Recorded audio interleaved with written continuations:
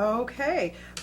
Wow. Congratulations on your performance in this. I so loved it. And is it important for you, Ellen, to mix it up with what you choose these days? Well, it always was important for me to mix it up, and I think my whole work life, that's what I've tried to do. Gone from theatre to television to film, and then within those, different mediums, tried to do comedy, serious, so really sort of change things around a lot.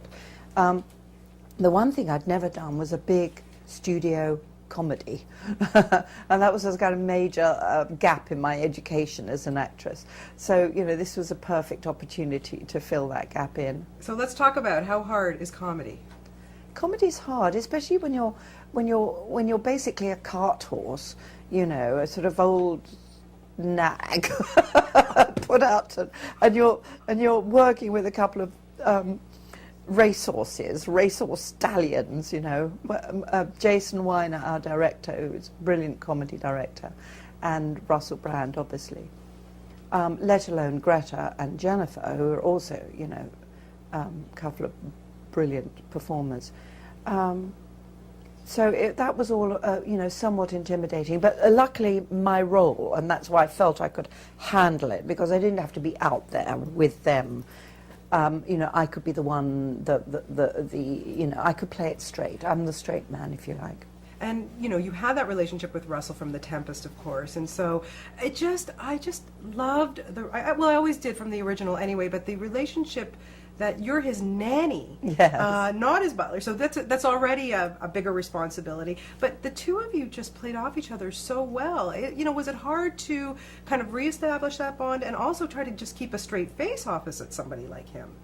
I don't think it was hard to keep a straight face. I mean, I looked at him with sort of awe a lot of the time. What you see on my face is awe,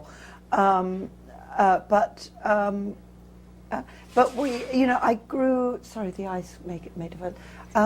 I grew more and more to love him more and more as the days went on. Basically, it was great for the role because she does love him, and we are very different characters, Russell and I. We don't live in the same worlds at all, and I've never been out to dinner with Russell. I've never been around to his house, But there is something about each other, I hope, at least I can only speak for myself, there's something about him that I really love.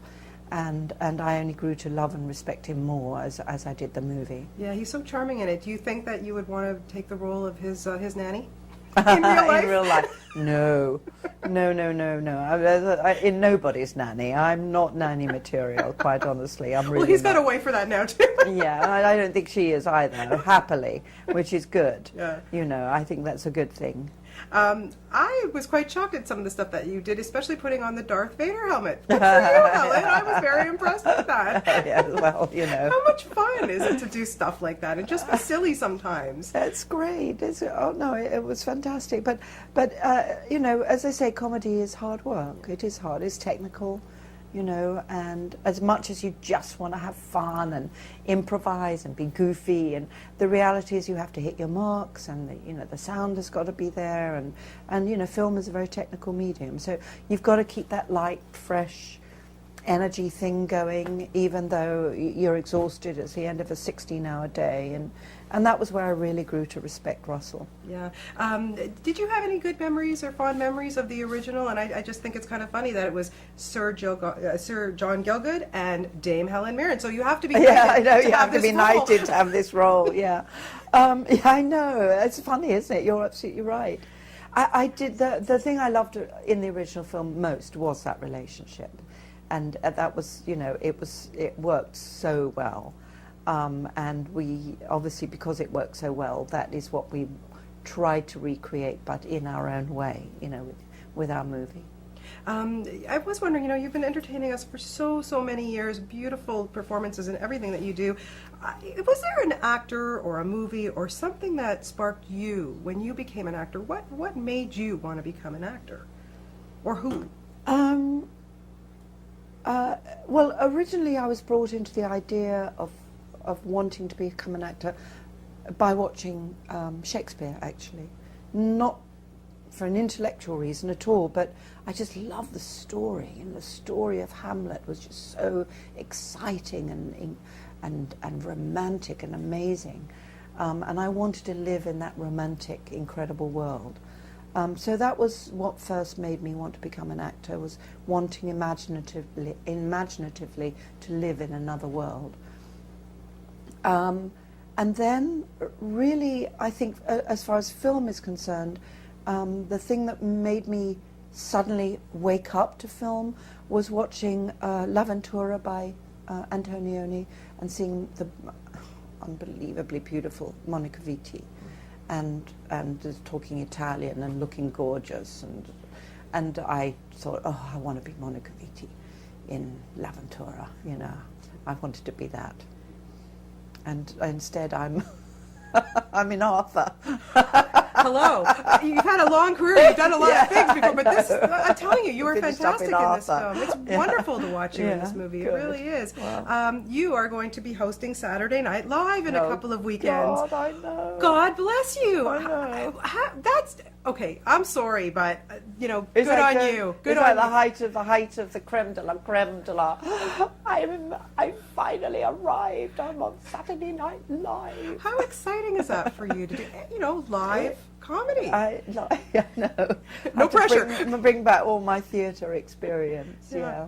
Very Yeah, exciting. I have to think of it like that. Yeah, live is good. I like live. Yeah, I think things are going just Yeah. pretty well for you. And then we spoke in Toronto about The Debt, which I so enjoyed that performance Yeah, too. yeah, I mean, that's a different one too, isn't it? Yeah.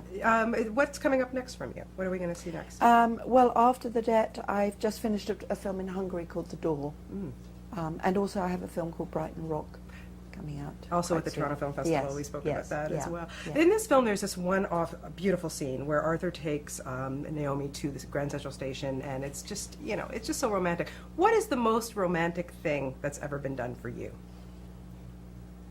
Oh, well, actually, I was thinking about this the other day, and actually the most romantic thing that I think was ever done for me was done when I was very young, because these things happen more when you're young.